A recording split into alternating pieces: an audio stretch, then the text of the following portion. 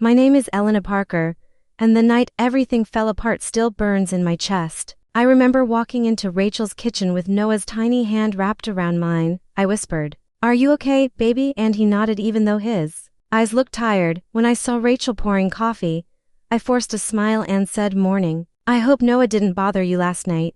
She didn't look up. She just said, "He's loud. You should really keep him calmer." My stomach twisted.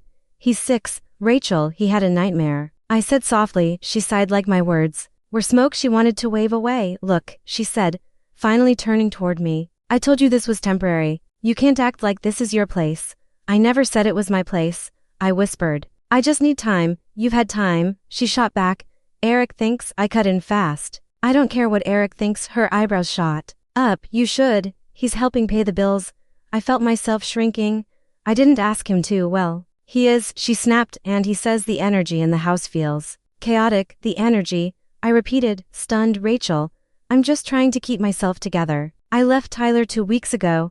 I'm doing my best." She crossed her arms. "Your best needs to be better." I wanted to cry, but I held it in. "I thought you wanted us here. You said you wanted to help." "Yeah, well, that was before things got complicated," she muttered. "What things?" She hesitated like she was choosing the meanest words. "You know, the noise, the mess, everything." I felt something break inside me. "We clean everything. We stay out of your way. I barely sleep because I'm scared of upsetting you." "That sounds like a you problem," she said coldly. I stared at her, stunned. "Why are you being like this? What changed?" She didn't answer because Eric walked in, rubbing his eyes like he owned the place. He looked at me and said, "You're up early, trying to help out today." I swallowed hard. "I help every day." He smirked. "Could have fooled me." Rachel laughed under her breath. I felt heat crawl up my neck. "I cook. I clean. I do laundry. I watch Chloe when she's here. What else do you want from me?" Rachel shrugged. "Respect, quiet, order." I whispered, "I'm trying." Eric rolled his eyes. "Trying isn't enough when someone else is paying." I looked at Rachel. "Is this what you tell him, that I'm freeloading, that I'm useless?" She didn't deny it. She just said, "You're overreacting." Noah tugged on my sleeve. "Mommy, can I have cereal?" he asked, voice small. Before I could answer, Rachel said, "Actually, no, not that one. That's Eric's brand. It's cereal." I said, "He's a kid." Eric pointed at the cabinet. "It's $5 a box. I'm not feeding extra mouths." I felt like I'd been slapped. I grabbed a different box and poured it for Noah. He whispered, "It's okay, Mommy," and that hurt even more. My son was trying to comfort me. Rachel cleared her throat. "So, about Chloe." I froze. "What about her?" "She's coming next week," Rachel said. "For a long stay." I nodded slowly. "Okay. I'll help get the guest room ready." She looked away. "She's not staying in the guest room." I frowned. "Then where?" "In Noah's room," she said bluntly. My heart dropped. "What? Why would she stay in Noah's room?" "It makes sense," she said. "She's older. She needs space." "Then where's Noah supposed to sleep?" She said it like it was normal. "The garage." I blinked, thinking I heard wrong. "The garage?" "Yeah," she said. "Just for a while." "A while," I repeated, choking on my own breath. "He's a child. There's no insulation. There are tools, chemicals. It's organized." She cut in. "And he'll be fine. Kids are flexible." "No," I whispered. "Absolutely not." Eric scoffed. "See? This is why it's hard to help you. You're ungrateful." "Ungrateful," I said, feeling tears rise. "You're asking me to put my son in a garage?" Rachel snapped. "Lower your voice." "I won't," I said. "Not if you're serious about this." "I am," she replied coldly. "Chloe gets the room." End of discussion. I stared at her, feeling myself collapse inside. I whispered, "I trusted you." She didn't even blink. "That was your choice." And right then, I felt something shift, like the beginning of the end. I kept telling myself to breathe, to stay calm, to keep the peace. But every day in that house felt like walking barefoot on glass. The morning after the garage conversation, I approached Rachel carefully and said, "Can we just talk about what you said last night?" She didn't even slow down as she passed me. "I don't have time for this, Elena. I'm trying to understand." I said, "I'm not fighting you." "You're always fighting me," she snapped. "You just do it with that sad face like you want pity." "I don't want pity," I whispered. Eric walked in before she could answer. "So what's the drama today?" he asked, loud enough to sting. "There's no drama," I said, trying to keep my voice steady. He smirked. "There's always drama with you. Honestly, Rachel, she needs to learn how to carry her own weight." My chest tightened. "I do carry my weight." He laughed. "By crying, by hiding, by letting your kid run wild." "No, it isn't wild," I said, my voice cracking. Rachel rolled her eyes. He touched my candles again. I told him not to. He's 6, I said. He's curious. Well, he shouldn't be touching my things. She snapped. You need to discipline him better. I'm doing the best I can, I murmured. Your best, Eric said. Isn't impressive. Noah heard him. I knew he did. He stiffened. Where he stood near the doorway, holding the little toy truck he carried everywhere, he whispered. Mommy, did I do bad? I knelt down fast. No, sweetheart, you didn't do anything wrong. Rachel cut in. Don't fill his head with lies. He needs to learn boundaries. I stood slowly. Maybe you should stop talking about him like he's a problem, Eric snorted. How else should we talk about him? My hands started shaking. He's a child. He's my child. Eric leaned back against the counter. Exactly. He's your responsibility, not ours. Those words slammed into me harder than they should have. I never asked you to take responsibility for him.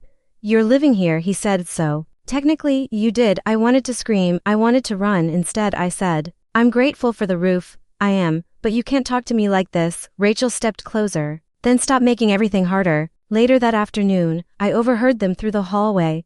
Eric whispered, she's dead weight. You baby her too much. Rachel replied, I know. She needs to stop depending on people. She needs to learn. I pressed my hand over my mouth. To keep quiet, I wanted to burst in there and scream. Then why did you tell me to come? Why did you offer help? But instead I backed away, heart pounding. That night I cried quietly. My face turned into the pillow so Noah wouldn't hear. He still did. He whispered, Mommy, don't cry. I'll be good. I promise I'll be so good. That broke me even more. You're already good. I whispered. It's not you. It's not you at all. A week later, Chloe arrived. I tried to smile when she walked in with her backpack and messy hair. She looked confused when she saw me. Aunt Rachel said I'd get the room at the end of the hall.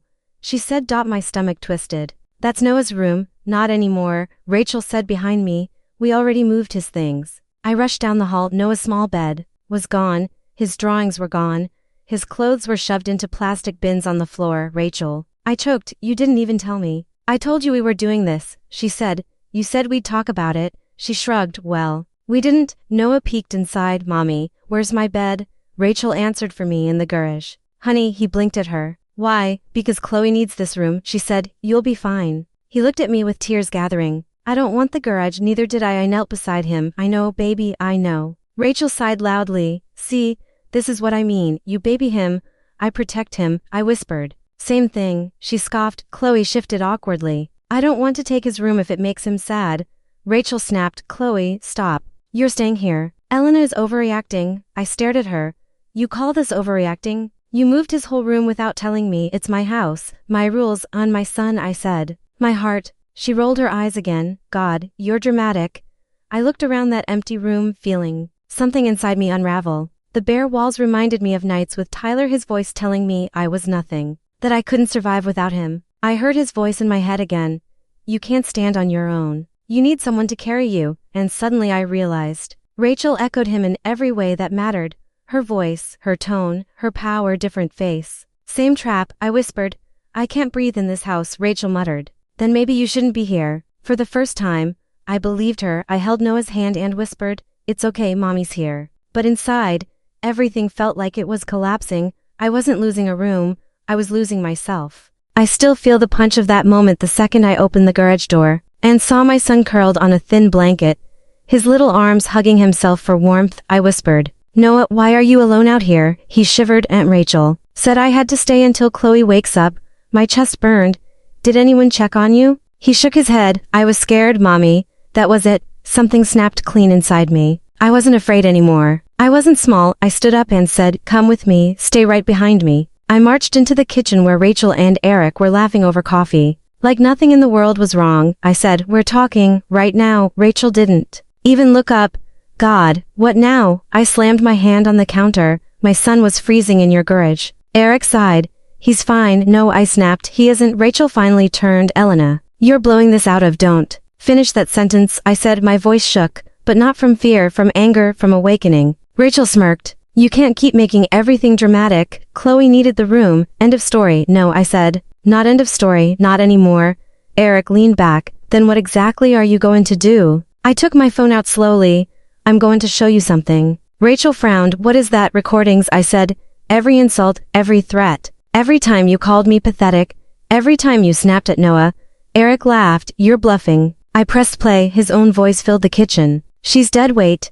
She's lucky we even let her stay. Rachel's face drained. I pressed another clip, her own voice. She needs to stop depending on people. She's never going to grow up. She whispered. Elena, what are you doing? What I should have done a long time ago, I said, protecting myself. Eric stood up fast. Turn that off. No, I said. You don't get to tell me anything anymore. Rachel reached for the phone, but I pulled it back. Touch me again and I'll send every recording straight to Mrs. Turner. Eric froze. Who the hell is Mrs. Turner? The landlord, I said. You know, the one who already warned you about making changes without permission. Rachel's mouth fell open. You wouldn't. I would, I said. I will. Eric's voice cracked. You can't. This is our home. No, I answered. This is a house you're about to lose if I press send. Rachel tried to soften her voice. Elena, come on, we're family. Family. I laughed. Family doesn't put children in garages. Family doesn't break each other down. She swallowed. We were helping you. No, I said. You were controlling me. Eric stepped forward. Give me the phone. I lifted it higher. Take one more step and I'll send it to the landlord, child services, and your boss. Want to test me? He stopped, his jaw clenched. Rachel whispered. You're ruining everything. No, I said. I'm saving myself. I turned toward the hallway. I'm done. I'm leaving. Rachel panicked. Where are you even going? Away from you, I said. That's all that matters. She reached for my arm, but I stepped back. No, you don't get to touch me. You don't get to talk down to me. You don't get to decide anything for Noah ever again. Elena, please, save it, I said. Your apologies mean nothing. I walked into the small room where our things had been shoved into bins. I told Noah, grab your bag, sweetheart. He nodded quickly. Are we leaving? Yes. I said, right now. Eric called from the kitchen. You're overreacting. No one will care about your stupid recordings, I said loud enough for him to hear. Mrs. Turner will, especially when she hears you breaking her rules and threatening tenants. Rachel sounded desperate. Elena, don't do this, don't leave. I lifted Noah's bag and looked her in the eye. You already made me leave. You just didn't think I'd realize it? Noah slipped his hand into mine, trusting me completely, and, for the first time in years, I felt strong enough to deserve that trust. Without another word, I walked out the door and didn't look back. The entire drive to Hannah's apartment felt like drowning. I kept wiping my eyes, muttering, I'm sorry, Noah, I'm so sorry. He whispered, Mommy, I'm okay. Are you okay? I lied. Yeah, baby, I will be. When Hannah opened her door, I didn't even speak. I just fell into her arms. She held me tight. Elena, you should have called me sooner. I didn't know if you'd want me here. I choked out. She pulled back just enough to look at me. You're my best friend. I always want you here, inside. She set a blanket around my shoulders. Tell me everything. I shook my head. I can't, not yet. Then don't, she said softly. Just breathe. I sank into her couch while Noah played quietly with a toy she kept from when we were teens. After a few minutes, she asked, do you have anywhere else to go? No, I admitted. Just here. If that's okay. She frowned like I'd insulted her. Of course it's okay. Stay as long as you need. Over the next days, she kept checking on me. Did you sleep? A little, I'd answer. Are you eating? I'm trying. One morning, she handed me a flyer. The cafe down the street needs help. You'd be great there. I sighed. I don't know if I'm ready. You are, she said. You just don't believe it yet. I stared at the flyer a long time before whispering, okay, I'll try. When I walked into the cafe and asked about the job, the manager, Mason, smiled and said, we actually need someone friendly. You seem like you'd fit. I laughed nervously. I haven't felt friendly in a long time. He shrugged. Then, this might help, and he hired me on the spot. That afternoon, Noah ran up to me. Mommy, you're smiling. I touched